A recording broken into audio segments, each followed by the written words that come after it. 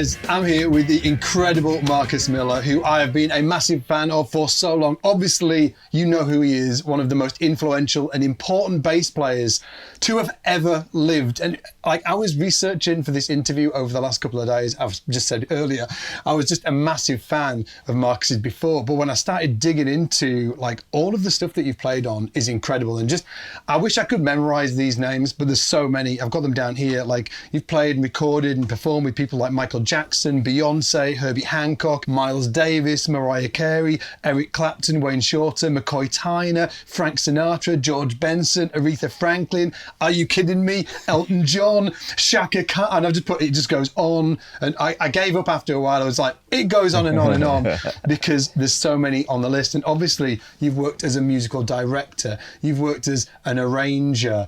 You are an artist in your own right. Like, it's absolutely incredible, the breadth of, and you've done like film scores and the full thing. It's like, yeah, that was me. I've got something just to kick this off. This is a recording, Tom Browne, Brown Sugar. The track is Throwdown. You might remember this one. Okay, let me just sort of like play a bit of the groove just so the guys can hear what I'm talking about.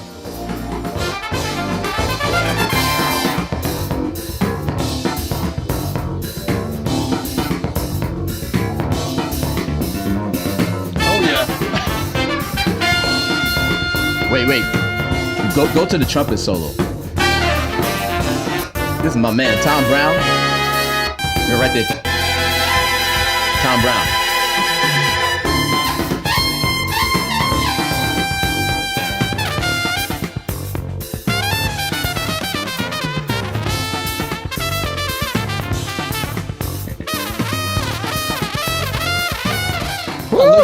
I looked at the date and I was like, you were 19.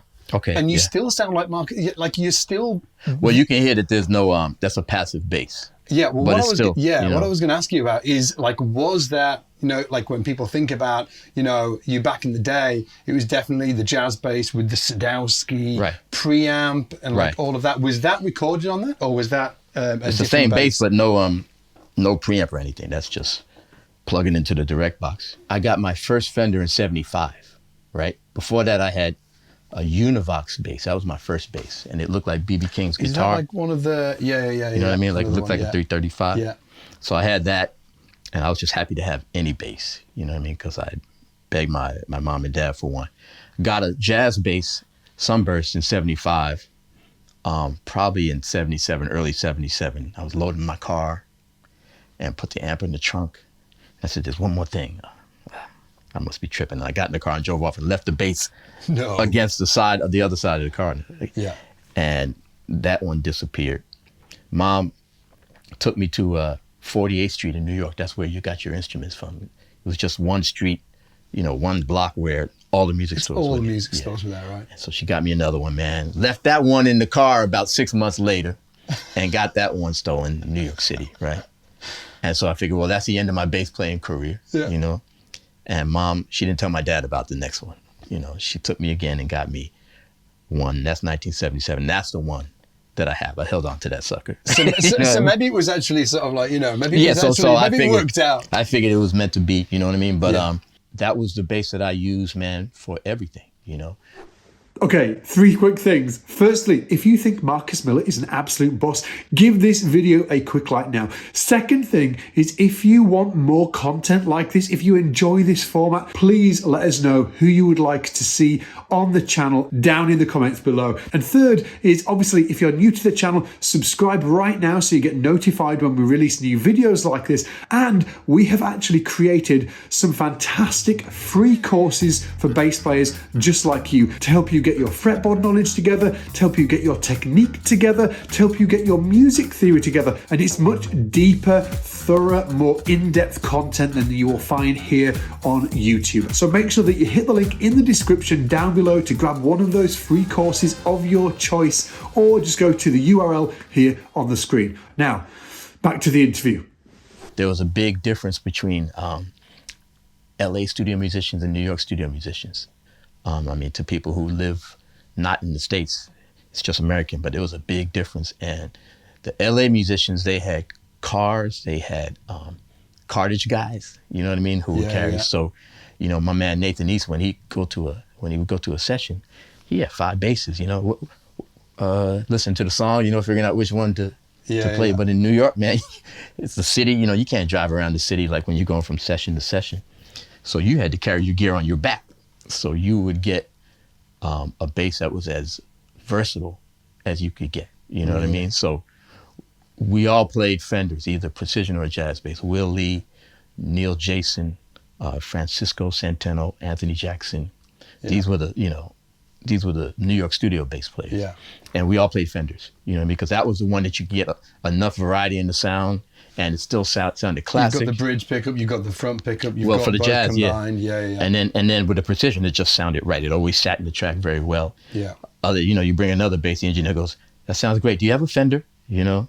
Is that what he was like? People just the engineers wanted that sound on the records? Yeah, because they knew that it sat right between the bass drum and the piano in a really nice way. You know what I mean? So my jazz bass was cool. You know what I mean? I could go do fusion gigs at night using my back pickup. Yeah. And I could do funk gigs, you know, just by changing the pickups or where I plucked the string. So the really versatile bass. In terms of having my sound, I'll tell you, man, I played fretless bass exclusively, like almost exclusively from 18, 19 years old. Really?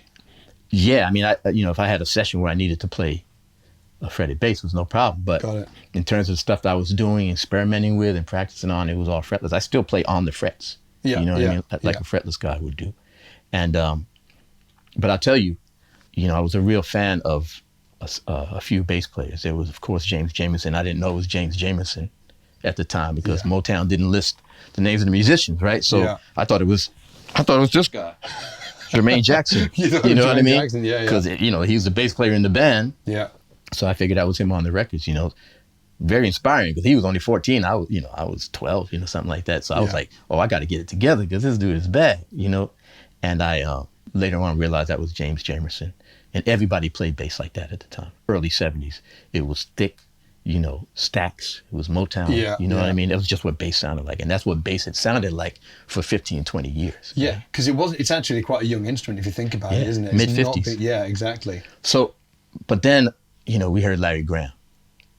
And he blew everybody's mind. First of all, he said, what is that? What is that sound? You know, is that a guitar that's detuned or what is that? Can you remember where you were the first time you heard Larry Graham? Yeah, it was,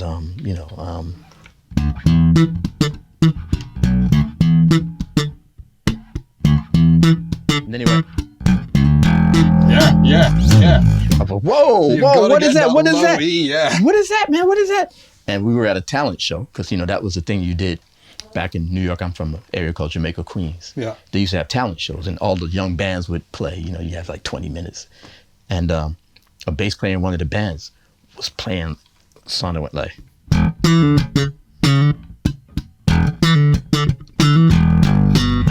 And my boys were like, can you do that? And I'm like, yeah, man, I can do that.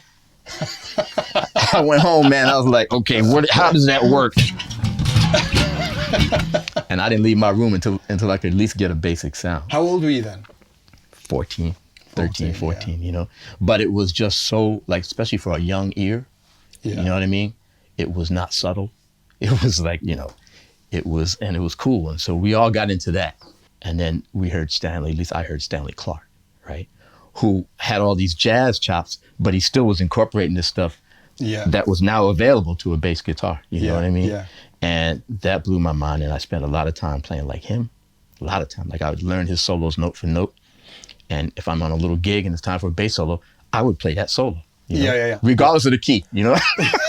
I switch it back to E and play my Stanley Clarke solo and then go back to B flat or whatever key we were in, you know? And then somebody said, hey, man, you're a bass player, man. You need to listen to this guy, Jaco Pastorius, you know? So I bought the record, man, and, you know, said, okay.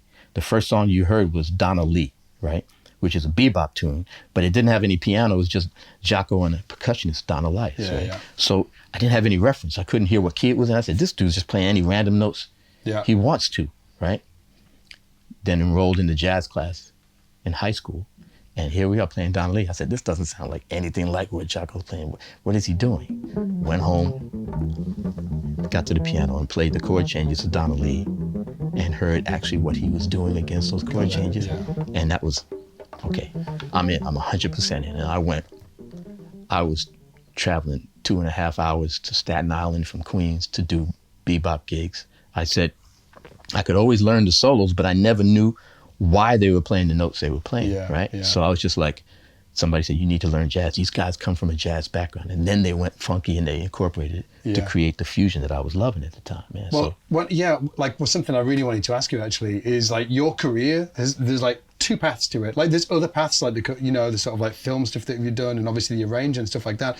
But if I look at it, it's sort of like there's a lot of really like monstrously awesome pop stuff that you've done, like Luther jumps to mind for me and, and all of that stuff. But then there's also like this jazz thing that it's always been throughout all of your career as well.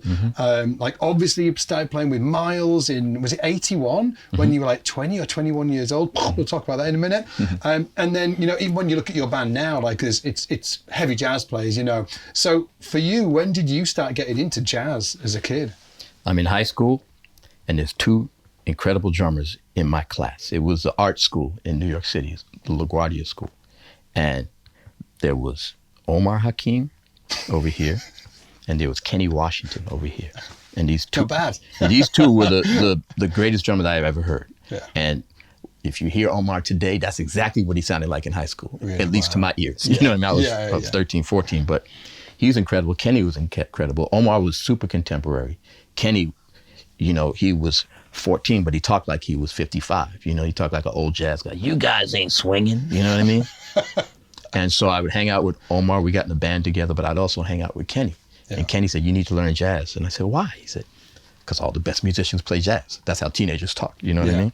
All the best musicians play jazz. And that was enough reason for me. So what do I have to do? He said, come to my house. Where do you live? In Staten Island. Staten Island. That's a half hour on the bus, an hour on the train, an hour on the ferry. Oh my. And then a half hour on the bus to get to Staten Island. Yeah. But every weekend, man, I would make the trek out to Kenny's house, and he had 3,000 LPs that his father had started the collection. And he started me, man.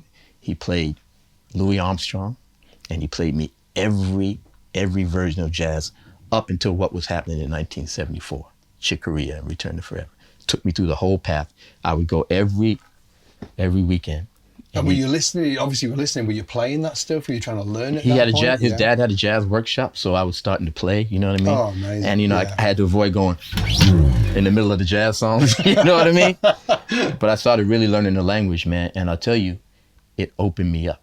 First of all, you got to know harmony. You can't get away with not knowing harmony. I told Kenny, hey man, my dad's cousin played jazz. He played with some big people. Kenny said, who's your cousin? I said, Wynton Kelly. He goes, I said, is he good? I didn't know. He starts pulling LPs, Miles Davis, Wes Montgomery, you know what I mean? So I realized I already have a connection to this music, and I started learning it, man. And so like you said, I was on two paths. Omar, I met all these cool guys in Jamaica, Queens, Tom Browne being one of them. I met all these bad cats, so I'm in a contemporary mode there. By the way, these cats like Tom Browne were incredible jazz players too. Yeah. And then I was playing traditional stuff with Kenny Washington. So I always kind of take my story back to those two guys that I met in high school. Was there ever a point where you felt pulled in two different directions at once in your younger years where you're like, am I going to go this traditional route or am I going to move more into the contemporary? Or did it just... It was New York City, man. It was New York City. So I would go do a funk gig over here.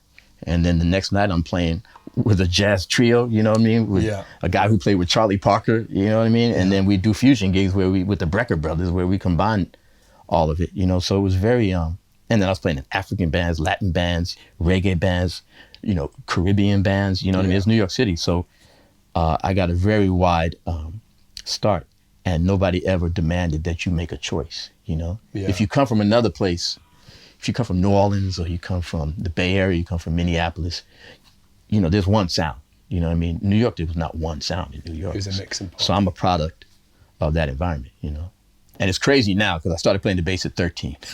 But is that when you started playing when you were 13? Yeah, I was playing clarinet. My dad's a piano player. So I grew up piano and the organ and he played primarily in church and for weddings and, like a great local musician, working musician did. Yeah. So I was always goofing around on the piano, you know what I mean? But New York City school system offered trumpet, clarinet, or drums. And of course, everyone wanted to play the drums, but my father said, not in this apartment, you know? And I'd already, like, you know, at 8 years old, they offered us this little wooden thing called a recorder. You know what I mean? So my dad said, well, you already played the recorder. That's what I played. Okay, yeah, recorder, yeah. He said, you already played the recorder. Why don't you just stay with the wind instrument and play the clarinet? And I already love music, so I figured I'm not into the clarinet that much, but it's music. So I got into it, and that's the instrument that I stayed with all the way through college, you know, in school. You know, I heard the Jackson 5, you know, and I got deep into soul music. Clarinet wasn't really appropriate for that style, you know. Moved over to saxophone for a while. But man, I heard that bass, man. A friend of mine got a bass for Christmas who lived in the same building as I did. His name was Brian Harris, and Brian and I were best friends. And I'm sure Brian's mom got sick of me being over there because I was just playing his bass, man. I heard that sound, and it was the sound that was at the center of music at that time, you know. If you listen to an old Motown record or Stax record, Isaac Hayes, or any of those records, the drums sounds like a drum set, like this. Yeah. It's just another instrument, you know. It wasn't like the bass drum like you hear today, like in EDM. It was just, it's just a knock, you know. And the real soul of the track, the bottom of the track, was the bass guitar, you know. And so I was like, man, this is right in the center, man. I would love to do this. And like I said, I already been a fan of the music. Convinced my mom to get me that Univox bass that looked like B.B. King's guitar, you know, and I was on my way. So that's how I got into it, you know. And so I had two parallel paths. I played the clarinet classical. I auditioned for high school with Mozart's clarinet concerto. Really? Were you doing that like full classical? Yeah. Afro, platform shoes, bell bottoms, and the clarinet. That was me. And but in the streets, I'm playing the bass. You know what I mean? And so when I became 17, 18, producers in New York were looking for bass players who could read but didn't sound like they were reading, you know? And you'd obviously got, because you come from a reading background, because of the clarinet. Right, but I'm also from the hood, you know what I mean? I'm playing like, okay, yeah, I got it. I'm not going to play that. You know, I'm going to play something else that works. Yeah. I understand what you know, the feeling of what you want, you know? Yeah. And so that was really valuable back then. Will Lee could read. Anthony Jackson reads incredibly, you know, Neil Jason, Francisco Centeno. Most of the New York bass players who were working, they worked because they played a street instrument, but they could read music, and that was really valuable. Was that an incredibly important thing for you to begin with in your career, reading? It just made things easier. You know what I mean? Studio time was expensive. Nobody had time to wait for you to figure it out. You know what I mean? No one had time to show you stuff. Certainly no one will send you a track a week earlier, you know, so you can practice your little licks that you're going to play in. No, man, we got to go. The arranger just wrote this thing out 15 minutes ago, you know? You've got to be Let's on go. it, yeah. So you come in, man, they say, hey, man, we need to be done with this gentleman in 20 minutes. You know what I mean?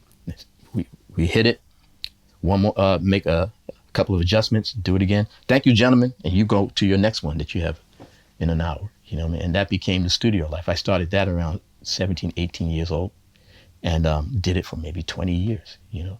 And exploded on the scene like shortly afterwards, right? Like another track that I want to play everybody is this track. Like for me, maybe the best bass line of all time. For me, I would just say, and I would love to know, like, I'm sure that this is done on the 77 with the, I think that you had the preamp in on this, so let's definitely talk about the sound there, because I'm sure that everybody's seen that bass and they're like, what, like, when did that happen? Like the story of that, and why did you start using active circuitry? But also I would love to know, like, about this date when you were in the studio with Luther. The tune is obviously Never Too Much. It's just it's crushing. I'm like, what song is he talking about? Oh, dude.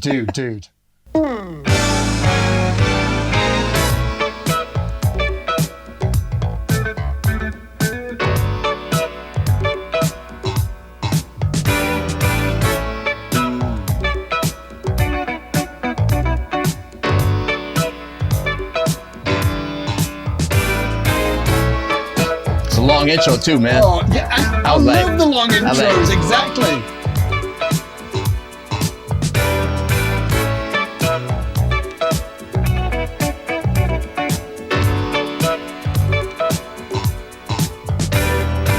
I can't feel myself, I don't want nobody else to ever love me. You are my shining star, my guiding light, my love fantasy. There's not a minute, hour, day or night that I don't love you. You're at the top of my list, cause I'm always thinking of you. I still remember in the days when I was scared to touch you, how I spent my day dreaming, planning how to say I love you. You must have known that I had feelings deep enough to swim in. That's when you opened up your heart and you told me to come and hold my love. Romantic strings in the middle of all of that, you know? Like, just incredible. Like, I've got so many questions about this. So, was that line written out when you got in the studio? This is the line that you are going to play. Yeah, Nat Adderley Jr. Grew up with Luther. He was Luther's accompanist since they were teenagers, all through Luther's career. He's the nephew of Cannonball Adderley, right? Yeah. And he, Luther had written the song and Nat had arranged it. So when I got in, every note was written out, you know? But it was really, you personalize it with the articulation, you know, like the pops. This right here. Yeah, like that's that, way behind like the beat, that, you know? It's so, like, I try and play that a bit like, yeah. you know, like that bit there. And that's from the jazz, you know what I mean? Because when you're playing,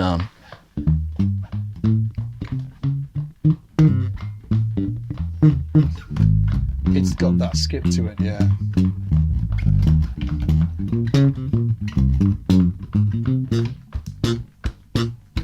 Yeah, right? Yeah. So when I heard the playback, I go, ooh, that's a little far back, you know? I said, Luther, are you okay? I can move. He said, no, leave it just like that. You know? Is that where you heard it? Where you were, I said, ooh, that's a little too far, you know what I mean? But it had a thing. And Luther said, no, that's got a thing. So, got it. So leave it. And then, you know, Nat had a,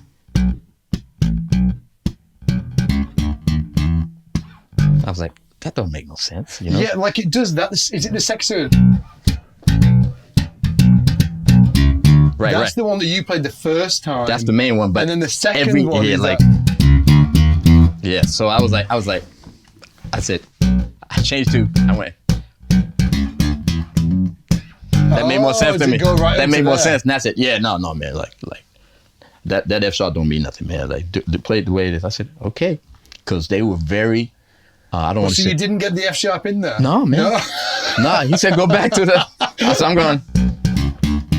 All right, but you know, the way they did music, Nat and Luther, it had a lot of character and stuff that didn't seem like it was gonna make sense when we were recording it.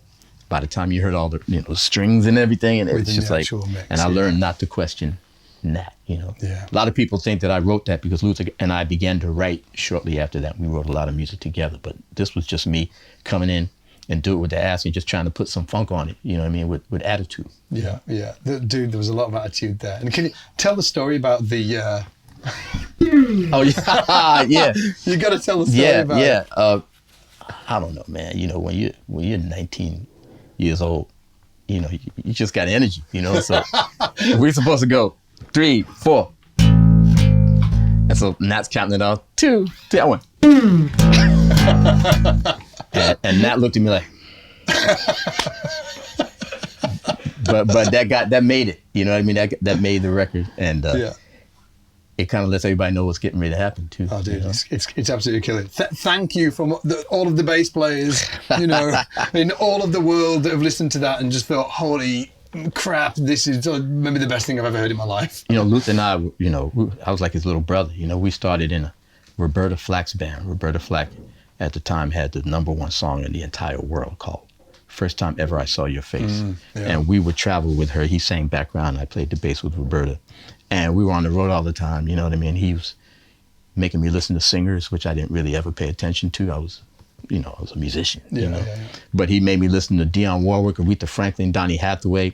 And he sat down with me, played me the music, and broke it down the same way like a jazz piano player would break down harmony to you. Like, look, here, you know, flat 9 is just a half step above the 5, blah, blah, blah, blah. Luther was saying, listen to Dionne. She uses her head voice, and she doesn't use vibrato until the chord change, right? mixed So voice. he was really, really analytical. He was a about it, musician whose instrument was his voice. You know what I mean? And if you were to listen to a video of 60 concerts that he'd done in a year, the consistency was incredible. Because he knew exactly what he was doing. Because he knew what he was doing. Every You know, single it wasn't piece. accidental, and it wasn't just instinctive. He knew what he's doing. So anyway, once he told me that and taught me that stuff, I could hear. And so when he started doing records, not on Never Too Much, but I began to start producing with him.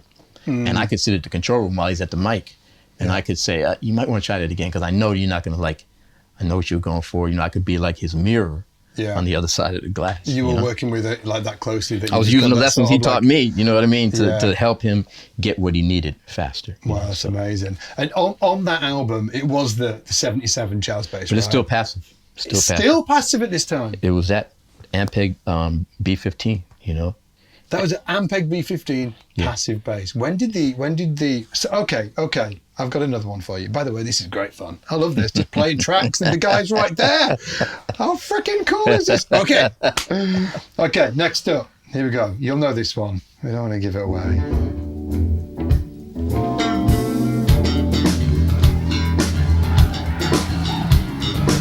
Look how happy Dave Sanborn is that he's like, this is the shit. Yeah.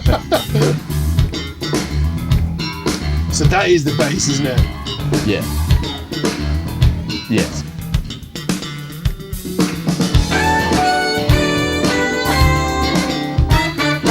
And this is you wrote this track, right? Yeah.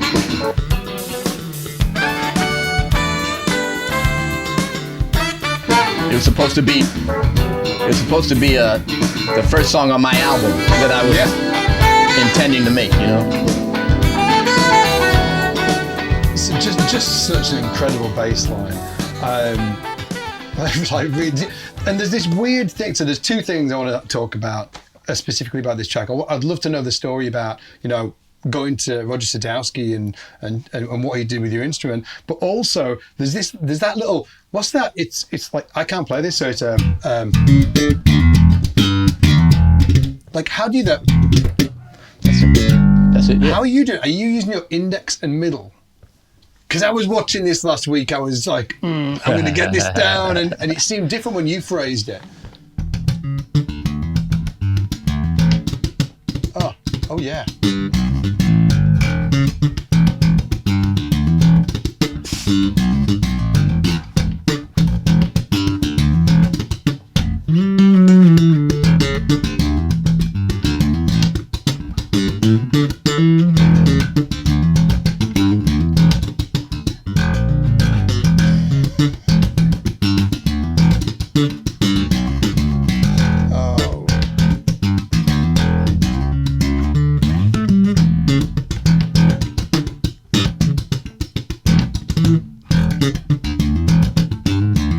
I was playing in Lenny White's band when I was 17 years old, and I was watching his snare drum.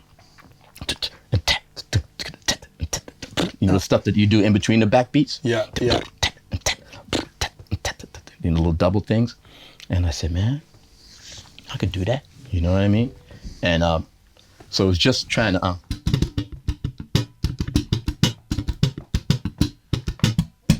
And a lot of it's...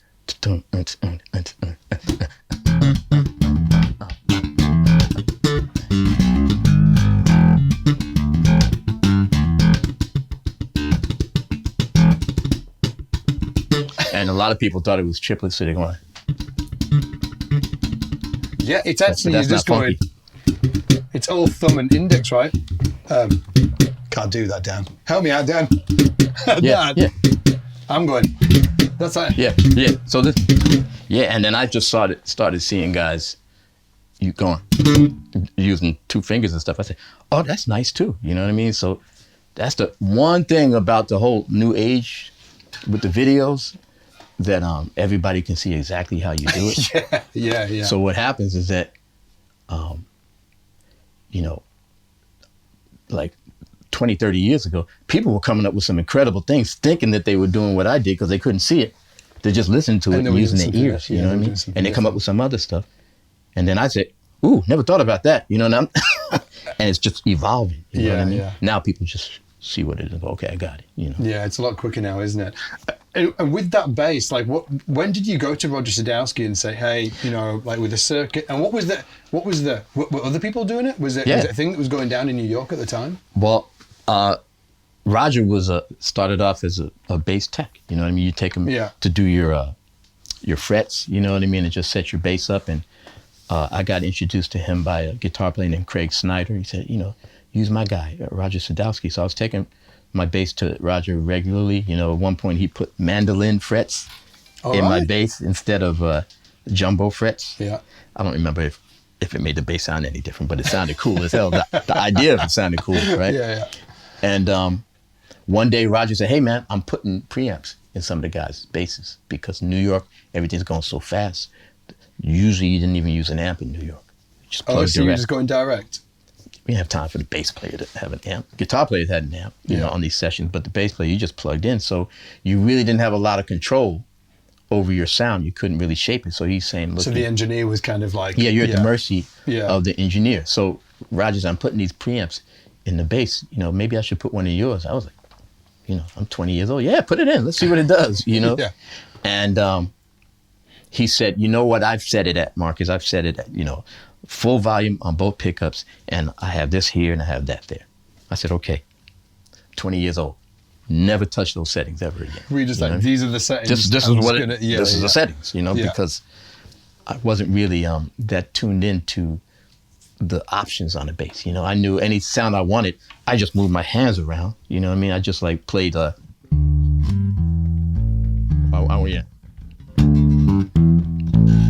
went. Got it. It's all here, right? So I didn't really fool around with the preamp that much. I just left it like it was. But I remember going, man, I kind of like the way that thing is sounding. You know, I think the first time I really noticed it was when I played on a Miles Davis record. It was the first time I played with Miles. And, you know, I think I had just had the preamp put in. And we did a session. The album's called The Man with the Horn. And the engineer, man, it was Columbia Studios, like legendary studios. And, man, he had that bass pumping, man. I'm going, ooh, that thing sounds good, you know? And so I decided to keep it. What I didn't realize at the time, for many years, is that the preamp basically boosts the lows and the highs, right? Doesn't touch the mids, which essentially makes the mids sound like they're scooped out, You right? get the smiley face thing, You get the smiley face thing. And what that does is it makes fingerstyle much more challenging. Like I was having trouble getting the bass to pop out, you know, like a Bernard Edwards, you know, like Bernard Edwards bass, you know what I mean? It's getting fingerstyle, I was having a hard time. And I realized that's why subconsciously I started playing with my thumb on a lot of stuff that really didn't even necessarily require thumb playing. Because you really wanted it to come through in the mix. It made it come through. Plus I was doing jingles, right? Music for commercials, where the TV speaker's that big, you know what I mean, back in the day. So if you played with fingerstyle, half the time people couldn't hear the bass anyway. But if I played like a commercial for diapers and I'm like,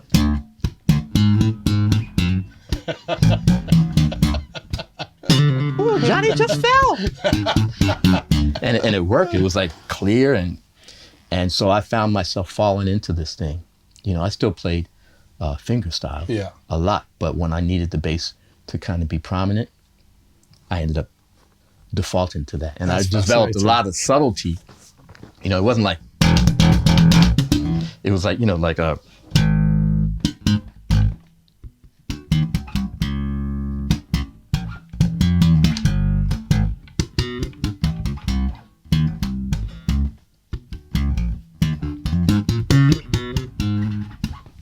it's just gentle, and I'm in the studio, so I'm not trying to play with live energy, and the sound will be big, and you know, so a lot of it comes from just unconscious reaction to your circumstance. Yeah, that's amazing actually, because it answers one of my questions. Because, well, not one of my questions, but something that that I think is really unique about your approach to when you play slap bass is that it doesn't always, it's like sometimes you're just playing the bass line and you're using your thumb, but it's not sort of like all of the time. There's actually, it's like, I guess the easiest way to explain is, you know, some fretless players, you can hear them play and it's not noticeable straight away that it is a fretless. Right. They're just playing a bass and it happens to be a fretless. You were just using your thumb to play the bass line. It's not like you particularly wanted to play a slight bass line. And I think that that's really something that's unique. Yes, you can play crazy and do all of that stuff,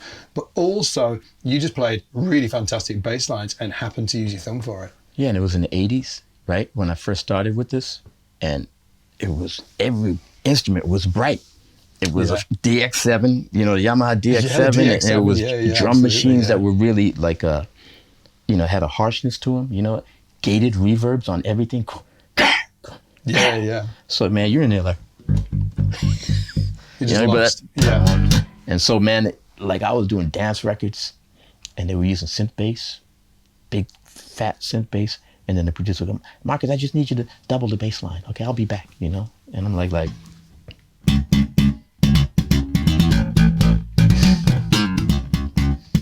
If I had played fingerstyle, you wouldn't even have known that I was doubling the bass is even there. Yeah. So it was just like a reaction to what worked for the music. Yeah, I was listening to you playing with Miles yesterday, actually, and the reason I'm mentioning it, I do want to talk about Miles, but it's the DX7. When you talk about the DX7, like the intro, and there's this chord, and that happens, and I was like, that's the DX7. Yeah. But when did the call come from Miles? And like, where were you? Like, hey, I was Miles Davis. Like, what happened? Yeah. I'll tell you. There was a contractor, a guy whose job was to find the musicians for a session, and Gene Bianco was his name, and Gene was this Italian dude. Marcus, listen, I got a gig for you. It's Miles Davis. You got to take this one, Marcus. Okay, these are your roots, man. I'm like, Gene, you don't need to sell me on Miles Davis. What are you doing, I show up to the studio, and the musicians, everybody's excited. It's Miles, and Miles never showed up. You know what I mean? But it put me on notice that there's a possibility that this dude is going to come back to life, because he had been in retirement for 5-6 years. Really? Wow. From when I was 16 to now I'm 21 or 20, you know what I mean? So I didn't know if he was alive. I didn't know if certainly didn't know if he was going to play again. But all of a sudden, there's a rumor that Miles is so thinking this was about sort of coming like back. a big resurgence. It was like a thing. Well, it's just a little whisper, you know what I mean? And a couple of people said, man, I saw Miles at a club, man. He's just standing in the back. Really, Miles Davis? A year later, I'm doing a session for a singing group. I don't remember the group, but the receptionist handed me a note that says, call Miles Davis. This is certainly Poogie Bell just playing a joke on me, you know what I mean? But I wasn't going to take a chance, so I called the number back, and it was Miles. And he said, hey, man, can you be at Columbia Studios? I said, when? He said, in an hour. I said, yeah. I said, you going to be there? Because, from the thing that happened the year before, he said, yeah, I'm going to be there. You going to be there? And I said, ooh, this really is Miles, And I tell this story all the time, but I finished my date for the singer group and walked 3 blocks to Columbia Studios, because that's what New York was like. You just walk up and down Broadway all day, going to different studios. Walked over to Columbia, but I was early because I was already in the area, and just, fooling around on the piano. And then he walks in, man, and it's Miles Davis. And this is like, it's really hard to describe. First of all, I was looking up here in the sky for him. Well, dude, you were a freaking kid as well. Like, you were 21, right? Yeah, it's almost better that you're 21, because, you don't know what you're Yeah, doing. yeah, You know what I mean? I say, hey, Miles, nice to meet you, man. My cousin played with you, man. Wynton Kelly, man. Oh, yeah. Anyway, let's do it. He didn't care that much about that. This is how the song goes, and he showed me 2 notes, and I'm going, is that it? He goes, yeah, you got a problem? I said, I ain't got no problem. I like F sharp and G, And the rest of the band came in, and we just started recording, And we only played a short time, and he stopped us, and he said to me, that's all you're going to do? Play F sharp and G? I go, oh, you told me? Never mind. Nope, I got it. The next take, man, I played a whole lot more than F sharp and G. Yeah. And he was like, what are you doing? Just play F sharp and G, then shut up, man. I was like, okay, this is clearly an initiation, you know what I mean? So I said, okay, I closed my eyes and just played what I thought would work, And he stopped the band. He said, y'all play like a bunch of sissies. And he walked out of the studio, But I was sitting at the door next to the exit door, so he had to walk past me. And when he passed me, he goes, just gave me a wink, you know what I mean? I'm just messing with you, you know what I mean? Yeah. And he said, come by my house tomorrow, And the next day I went by his house in the afternoon, man, and he was listening to the things that we recorded the day before, man, and just sat there, man, in the house and with Miles Davis, listened to him, man. It was incredible, you know. And then I got left his house and got in a taxi cab. No, I got in my car to drive home, and I turned on the radio, and it was Miles Davis, Someday My Prince Will Come, which is a song that has my cousin playing piano. Wow. With Miles, you know, and I just went, ooh, this is kind of spooky, fantastic. man. Yeah, You know what I mean? So, you know, it was incredible. I mean, I'll tell you, man, the guys that you get introduced to, whose music you get introduced to when you're 12, 13, 14, 15, 16, 17, that stuff has a whole different meaning to you than music that you get introduced before or after. You know what I mean? So for me, Herbie Hancock, Stevie Wonder, Miles Davis, Stanley Clarke and Jaco Pastorius, George Benson, you know, Freddie Hubbard. Of course, These guys are like, it's another level for me, you know what I mean? Yeah. And I found myself playing with all of them. You know what I mean? Yeah. Not long after I was sitting in my bedroom learning licks off their records, you know what I mean? Yeah. 2-3 years later, man, I'm playing on Grover Washington Jr.'s record. I was just playing the Mr. Magic in my bedroom, which seemed like a few months ago, Yeah, you know? yeah. So it was a really special time, but luckily I was so young, I didn't trip on it. You know what I mean? I just, Yeah. you know. Was there ever a time? Was there ever a time where I was talking to a friend of mine the other day, and we were talking about, you know, war stories from the road. Like, you know, that for me, it was the time I auditioned for a band. The musical director was notorious in the UK for being like just a monster. He's actually thrown a bass player's a few weeks earlier to me auditioning, threw a bass player's bass into the streets. He was like notorious for it. I didn't know this. I turned up. I had none of the skills that I needed to be on that audition, and it was brutal. You know, it was brutal. And all of the rest of the band are there, and he's like, "What are you even doing here?" And I was like, "I'm so sorry." And he's like, "Freaking get out!" So I like picked my bass up, and I got in the car, and I remember driving home, and I didn't cry, but I was like near to it. You know, I was near to it. I was only probably like 19 or 20 at the time. And like I ultimately got the gig because they couldn't take, it was to do I was working on a cruise ship, and they had to send me, because if they didn't send me, all of the rest of the band were going to be out of work. So it was kind of like, that was my school. But did you have any experiences in your past that you can remember that were just like super painful? Because I think sometimes for musicians like that are coming up, they are going to get themselves into situations where they're going to get an ass kicking. Like, it's just that it's kind of sort of like, it's going to happen. It's just, you know, like, what happened to you? Like, have you got any war stories from the past that jump out? The most brutal stuff I got was from other bass players in my neighborhood when we were very young. You know what I mean? Because you know, we're young boys and it's all competitive. You know what I mean? Yeah. And they'd be like, you know, I remember doing a gig at a talent show, and I had this bass, and I had an amp, and I was in my bedroom getting the perfect sound, which is really beautiful and warm, you know. And I said, that's what I'm gonna use. The sound perfect, not realizing that sound's not gonna work. It's too dark. Got it. In a high school auditorium. Yeah. You know what I mean? So I'm playing, man, and you know, the guy, man, we couldn't hear a note you were playing, man. And everybody knows, man, when you're in a situation like that, you got to turn up the treble, you know. I mean, and you know, young people are honest and brutal, you know what I mean? So I was like, I mean, you know, it's like disappointed that people couldn't hear us playing, but it wasn't like a devastating thing. I said, turn up the treble. I would never thought that treble was important on a bass. Yeah. Right? You know, you're 13 years old, man. So stuff like that, you know, we were competitive, but we were all used to taking hits, you know what I mean? That's how we were playing sports, and then we were playing music. Was that part of like the learning process for you? Yeah, absolutely. Yeah. And I realized it's not necessarily treble, because then I went the other way, and everything was tick, tick, tick, tick, tick, you know what I mean? But you find that there's frequencies in the upper mids that will help you get clarity, you know what I mean? And you learn that stuff. I was reading very well, but I got into this one big band situation where the arranger decided to write out all the notes of the walking bass, and no chord changes. You know, no, just the notes. All chord notes, And I was, you know, like chord notes with 5 ledger lines, you know, and it was, I still think it was unnecessary, you know what I mean? So I was like a very confident kid. I'm like, this is stupid, you know what I mean? You know what I mean? I don't care, you know what I mean? Look, I can figure out how to read this, but why? It doesn't even sound good when you play the right notes. It's a piano player who thinks that's what walking bass should sound like. You Yeah, know what I mean? yeah. So I never really, you know, I found that the most of the people who were really mean, you know, were mean because they were bitter because stuff hadn't worked out for them. And now they found themselves in this situation and they're going to wield the power to make other people pay for what they went through.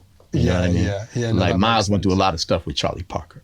Charlie Parker, Was he was hard on Miles, was it? Yeah. he was hard on Miles, hard on Max Roach, who played drums with them. You know, didn't pay him sometimes, and you know, would play 2 blistering choruses, then leave those guys up there. Miles had to play 20 choruses waiting for Bird to show back up. You know what I mean? So Miles made everybody else pay. I was going to say He passed it. He paid it forward. Yeah, you know what was I it mean? like? Like, was Miles hard on his band, and what did you learn through that? The good, the bad, and the ugly. Yeah, he was more.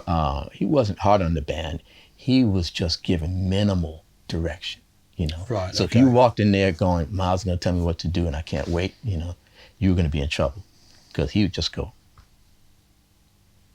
Or he'd play something on the piano, a couple of chords, and you better start playing. You know. And so it was no problem for me because I always had bass lines ready to go. You know what I mean? So, but if you were the kind who was saying, Miles, what chord should I play there? You go, man, play whatever, you know. And everybody who worked with him had to come to that realization. You know, he brought you here not to sound like the guy who played in his band 10 years ago. He brought you here to see what you got, So if you have something, you could do pretty good, you know.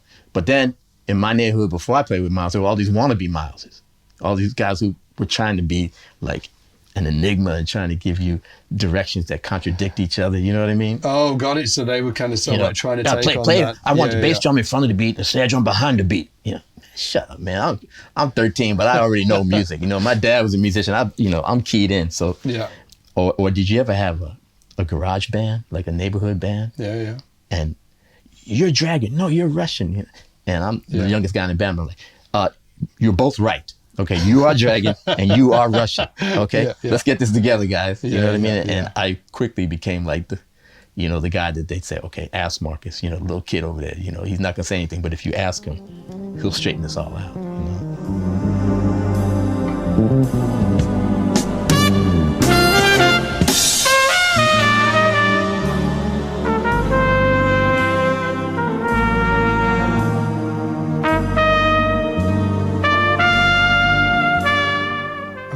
Can we talk about some of your solo stuff that you've done as well?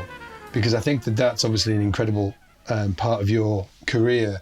And what I wanted to kick it off with is just actually talk about your composition process. I've got a track to play that, and like all of these tracks I'll play, like demonstrate like multiple things about your playing.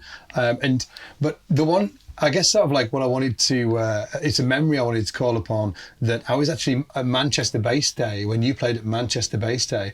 And I can remember looking at the who was on that day.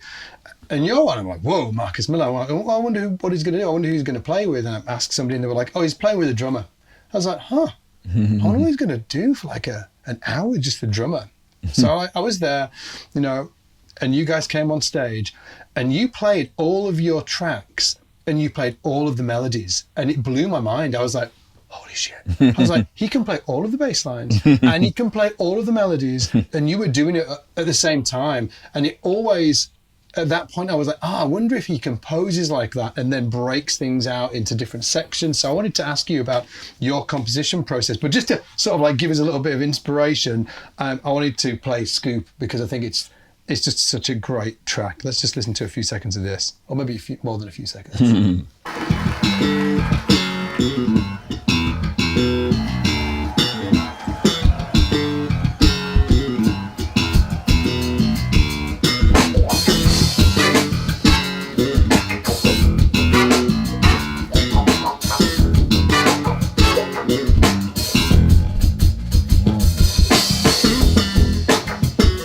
Pretty go on, kid. Yeah.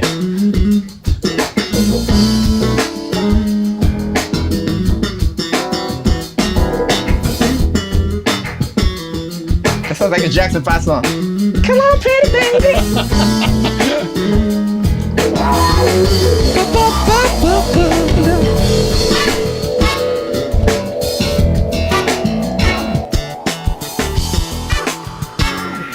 that Dean Browne guitar, killing it there as well. When you're composing something like that, like what is your composition process? Does it change between different tracks? Have you got a specific process that you stick to? What's the deal? Man, I wrote my first piece of music when I was 16 years old. And so you got to change your process, or else you can start writing the same song over and over again, you know? Song like that clearly came from the bass line. You know, I was in a hotel and it was like,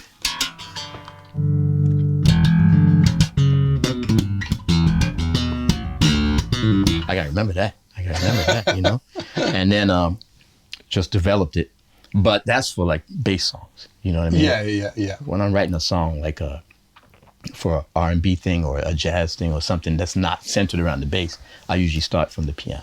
You know what I mean? Right, got it. And because the piano has everything. Piano has the bass, it has the harmony, it has melody, and it has rhythm. All the elements of music. You know what I mean? So you can do that. So sometimes it's at the piano, sometimes it's at the bass. You can clearly tell which ones are written around the bass. You know what I mean? Like power.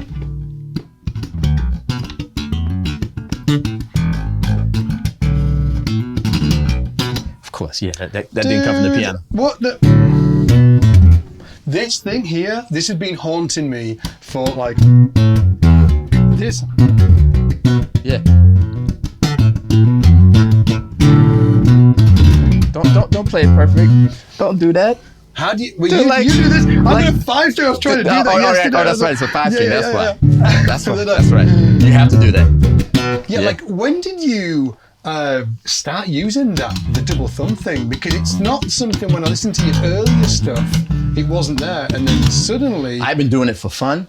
You know what I mean? Like just for fun. You know what I mean? Like if I need an effect. But then Victor was using it like as a regular part of music. You know? I said, oh well, I already have it available. Let me take it seriously. You know? And that's the magic of Victor, is that he takes things that I would have thought was a mistake and said, no, I'm gonna. You know, that's his personality. You know what I mean? He's like, you know what? I'm going to use that. I'm going to make music out of that. So, and like I said, luckily I already had it there. You know, I was always using it just to make the drummer laugh. You know what I mean? Yeah. And so then I started like focusing on it, man, and developing it. You know? How did you do? Like, what was your approach for practicing something like that? I don't know, man. It's just a guitar pick.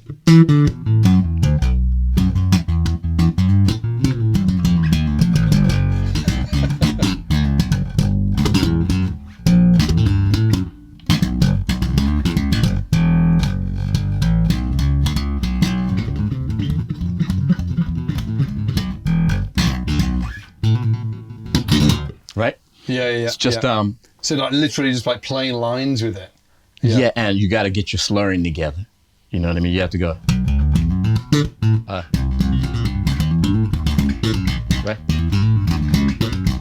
Right now. It doesn't even sound good. Yeah.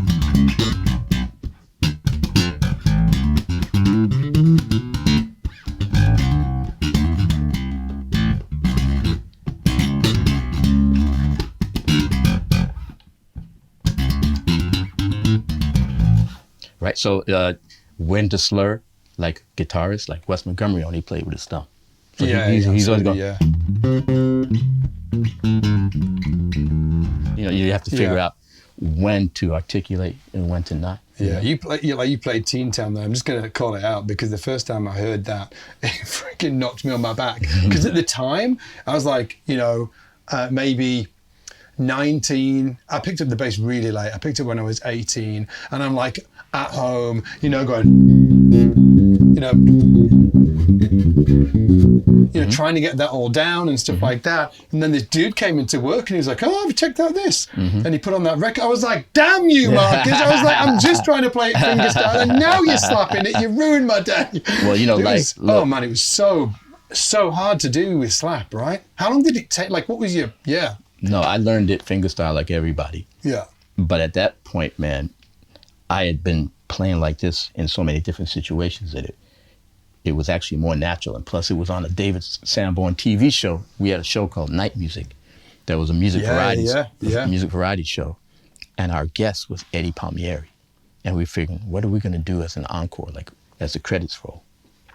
And somebody said Teen Town, but Eddie had that electric acoustic piano, you know, Yeah. boom, boom, boom, boom, and he's playing strong, man, and the thing is way high, and that wasn't gonna do it, man. I had to come up with some power, you know what I mean? I said, okay, that's gonna work, you know.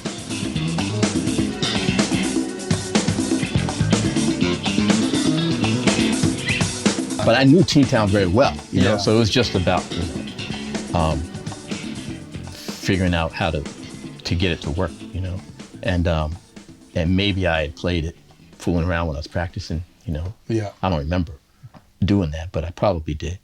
But the thing was that we got all these notes written into the TV show. What the hell was that? You know what I mean? Really? Yeah, all these bass players wanted to know, you know, how to do it. And then there was all this controversy about, you know, it shouldn't be done like that, which was hilarious to me. You know, it shouldn't be, no, you know, I'm laughing and I'm going, okay, I'm putting this on my record just because mainly it'll piss Jaco off. You know what I mean? Because it was 91, you know, he had just passed, but he and I had a great relationship, you know, and he was always busting my balls, you know, about stuff, you know, Marcus, you think you're hot stuff, you know? I said, man, I'm trying to be like you. Why are you on my case, you know? Was he older than you or yeah. younger? Yeah. He was like, you know, let's see. I think he passed when he was 33, and I was probably about 25, 26. So that was a difference. But that's a big difference, you know what I mean? Yeah. He's a generation before me, you know? Yeah. And so he opened me up, man, when I first heard his records, because he was a composer.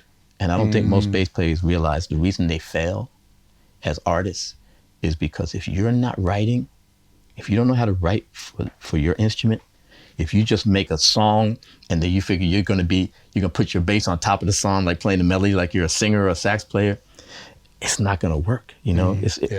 I mean, you know who? Stanley Clarke knows how to write for his instrument, right? He doesn't write melodies where you go.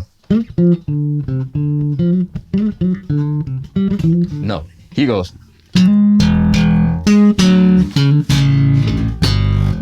That sounds great on the bass guitar. That's music for a bass guitar. That's not music for a horn where you're just kind of, you know, playing at an octave lower, sounding like a heavy-handed guitar player. No, he knew he had a relationship with his instrument. He knew what sounded good. You didn't hear Jaco playing in the upper register all day. He plays the, wow, you know, he get a major seventh to sound clear on the bass.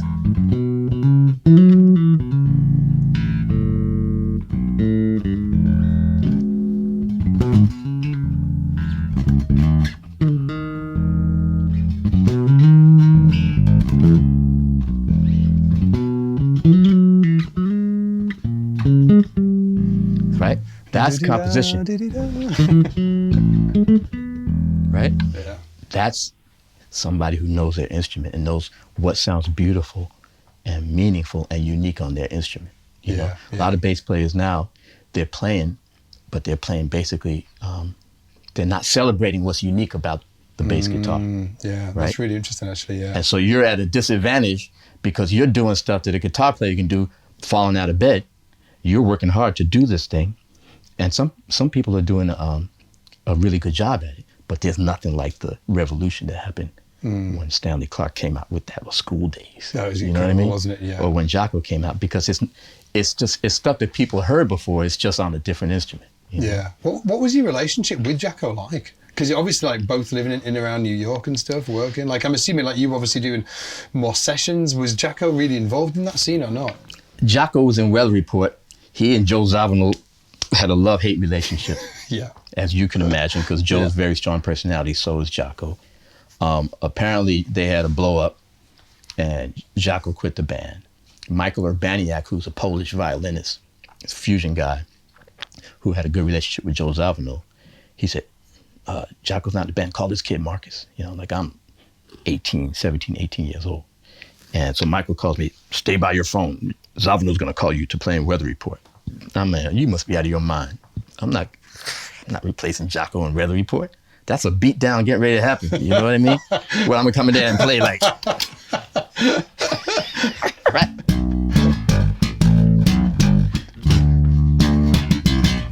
And man, people like, right? So I just stayed away from my phone. Because there was no cell phones. No answering, no nothing. You know what I mean? Yeah. It's the 70s, man. So I just said, no, man, I'm not ready for that. And Jaco and Zavano eventually, kind of got back together. Yeah. And Zavano invited me to come see them at the Beacon Theater in New York. Oh, fantastic. So I got a ticket, invited by them, So I'm sitting there just watching Jaco and just going, wow, man, it's incredible. So I go backstage after, right? I'd like sneak backstage during their last song. So they're coming down, and Jaco comes down the stairs. And I go, hey, man, my name's Marcus. He goes, oh, you're the little black kid who plays like me, right? I said, no! Right? Anyway, I thought about it a long time now. At first I just thought, oh, no, please don't tell me he's like that. But I'm sure Zavano, when they were fighting, said, I don't need your ass. There's a little black kid who plays like you in New York that I can call. You know what I mean? That sounds more realistic. So Jaco was just repeating what Zavano had said to him. That's what I think really happened. Anyway, the next time I'm playing with Roberta Flack, Luther and I are in Roberta's band, and we're in a hotel in L.A., and the phone rings in my hotel room. Marcus Miller. I said, yeah, it's Jaco Pastorius. I'm in 265. Come up here and get your lesson. I'm like, this dude, man, is so arrogant, But I said that as I'm going to 265. I'm going to get my lesson. I'm going to get my lesson, Yeah. And he was there with his wife, man, a lovely lady, man. And he said, this is what I'm working on now. He said, he gets all your fingers working, it's whole tone pattern, you know what I mean? And then he played some other stuff. And he said, okay, here, now you play for me. And I was like, at that time, man, I was Jaco'd out, you know what I mean? Yeah. And at that point, I said, I would feel really stupid playing Jaco stuff to Jaco, right? Got it, yeah. And I went,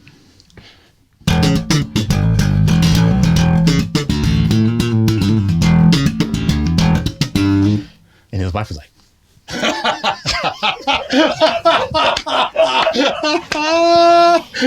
and he takes the basses. I can do that. I just don't. You know what I mean? And I said, well, good. leave something for me to do, Yeah. But it was just, it was like false bravado on my part, because, you realize, man, if you're in the heavyweight, man, you could just sit there and just get beat up, or you at least get a couple swings in before you get beat up, you know what I mean? Because we were still relatively young men, you know what I mean? So there's that whole thing, But we became very close, you know what I mean? And after his weather report run, he moved to New York. And at that time I was playing with Miles, but I was also, when I wasn't on the road with Miles, I was doing little club gigs, a trio, great piano player named Kenny Kirkland.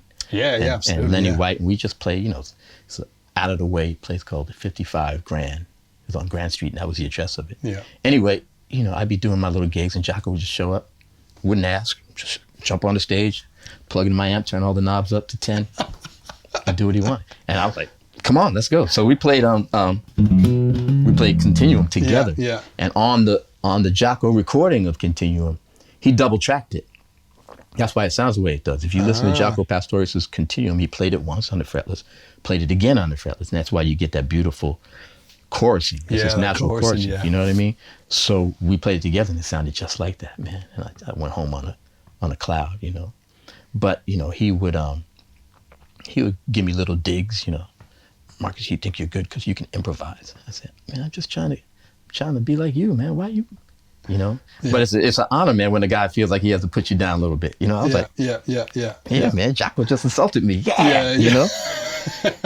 And it was all love. You know what I mean? It was just That's like what I mean, yeah. how we related. Great spirit, exactly. Because when they'd ask him about bass players that he respected, he said, yeah, Marcus Miller, it's beautiful. You know what I mean? So, and he knew what I felt about him. You know what I mean? Same with Stanley Clark, man. I mean, Stanley wasn't as rough with me as Jaco, because Stanley knew he was Stanley. You know what I mean? So he didn't have to do any of that stuff.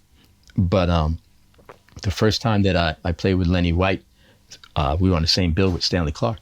Mm-hmm. Stanley was the headliner. Lenny was opening. So Stanley was just standing right the side of the stage, just like, and he's probably 6'4", 6'5". He looked like he was 7'5".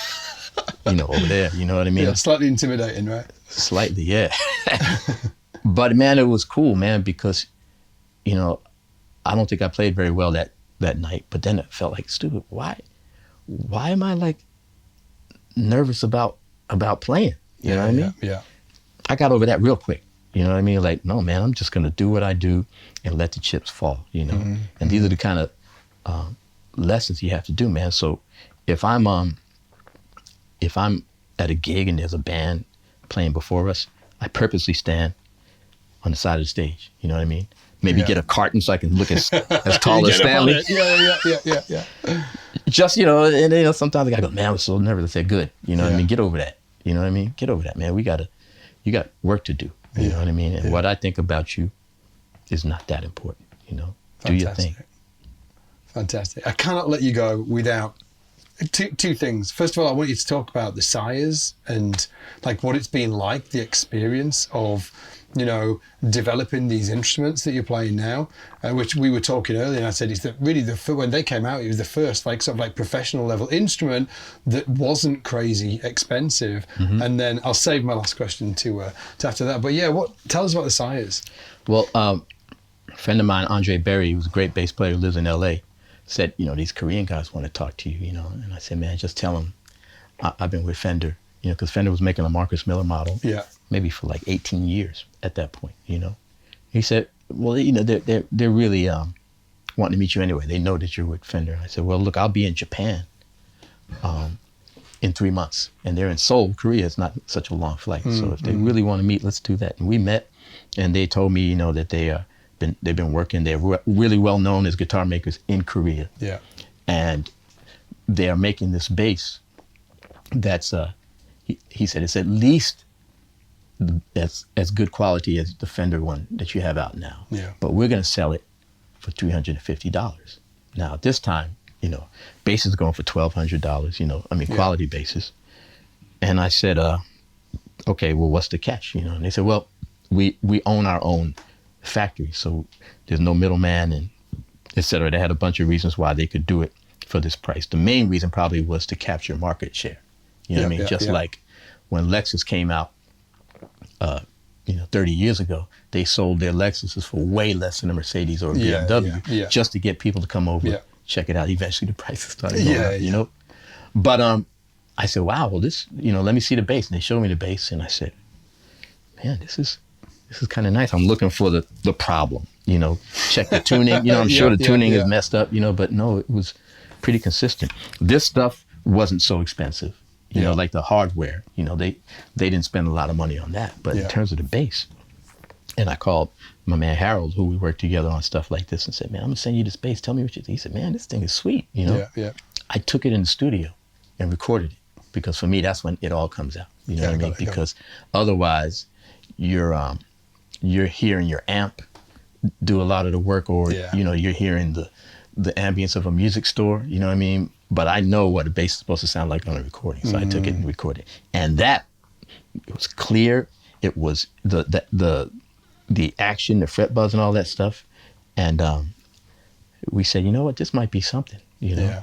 And the way they pitched it to me, they said, look, it's for students. It's gonna cost $350. Yeah. Parents can buy this for their kids without taking out a mortgage. And, you know, if the kid decides he'd rather play PlayStation rather than play the bass, it's still, you know, they didn't make such a huge investment.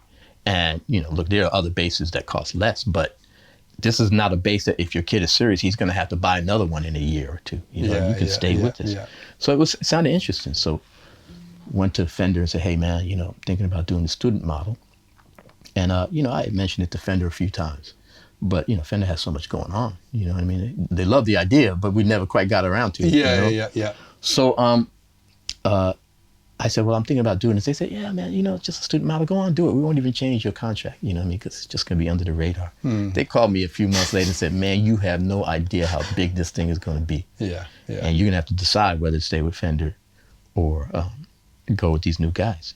And I was like, I've been with Fender for 18 years. You know what I mean? Everybody. Was that tough, that conversation? Well, it wasn't tough, you know what I mean? Because, you know, for me, I was with Fender, but I played my Fender from 1977. Yeah. And I had to talk with the Sire guys. I said, look, man, if this is something that you want me to play exclusively, I can't do that because I've got too much history with this other bass. They said, no, man, you know, you play it as it works for you, you know? And I said, okay. Anyway, the first year it came out, little difficult to get on distribution. You know, people weren't sure about it. Thomann was sure. Thomann got on early, you know, in the UK and in Europe, but other places was difficult. But the word got out, man, and next thing I know, man, it exploded. I'm getting calls from everybody. I'm getting calls from people who don't play the bass. I bought your bass. I said, you're a singer. Yeah, but I figured I need to have a bass. I wanted to have yours. Yeah. You know what I mean? And it just went like gangbusters because the price and the quality, the combination of the price and the quality. People say, hey, man, there's a lot better bass out there. Probably, but if, you know, $350, $400. I know a bunch of pro players that play them. Yeah, and if you play 5-string and you say, well, I should really have a 4-string, you know what I mean? This is, you know, I can have one, I can have a quality one. I don't have to worry about it, you know, not being in tune. And what Sire does, man, there's no advertising. It's crazy that, right? All the advertising is word of mouth, you know? Yeah. And so talk to Kyle, who we were talking about earlier, who's the... Shout out to Kyle. Yeah, Kyle. present guy, the you know, the top guy at Sire, whose vision it is. And he says, rather than spend money on advertising, there's a machine that they put on bass necks that goes like this. It's a leveler, and it levels the frets. It kind of shaves them to make sure they're even, and it goes like this, right? And every pass costs money.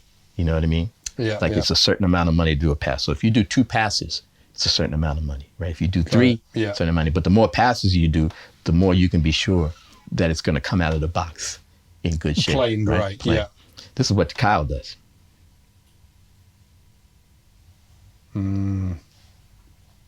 This is the advertising money right here. Yeah. He doubles back on every fret. Got it. You know what I mean? So by the time he gets here, that's already like 3 passes. Yeah. You know what I mean? And then he does it again.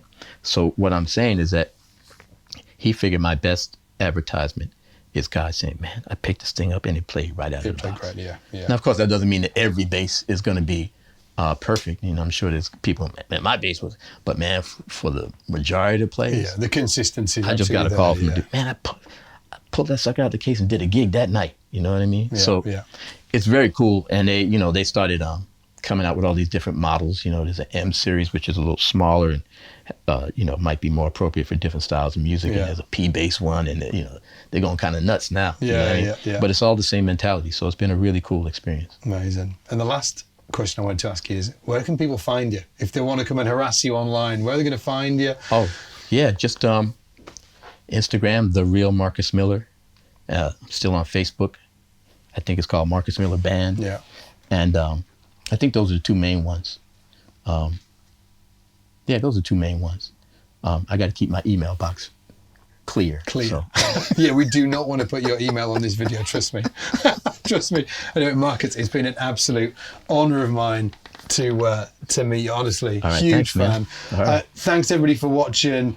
Hopefully your mind's been blown like mine has, and we will see you in the next video. Take it easy. See you in a bit. Bye.